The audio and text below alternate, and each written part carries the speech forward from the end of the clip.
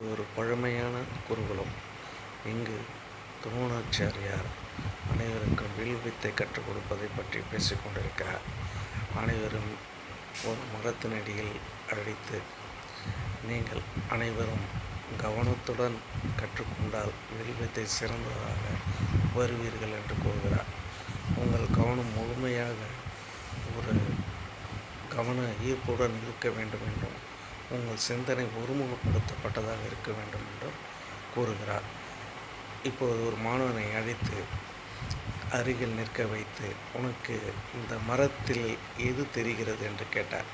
அவன் கூறியது மரம் மட்டுமே. அடுத்து ஒருவனை கூப்பிட்டார். அவனுக்கு என்ன தெரியுது? கிளை தெரிகிறது என்றான். அடுத்து ஒருவனை கேட்டார். அவன் பறவை தெரிகிறது என்று கூறினான். அனைவரையும் ஓரமாக நிற்க விட்டு, அர்ஜுனா, இங்கே வா, உனது பார்வைக்கு என்ன தெரிகிறது என்று கேட்கிறார். அர்ஜுனன் கூறுகிறான், எனது பார்வைக்கு அந்த பறவையின் கண் மட்டுமே தெரிகிறது என்றான். அவனுடைய சிந்தனை ஒருமுகப்படுத்தப்படுகிறது, அவனுடைய செயல் ஒருமுகப்படுத்தப்படுகிறது. இப்போது அவனது வெற்றி பக்கத்தில் வெற்றி அவனுக்கே நிச்சயமாகிறது.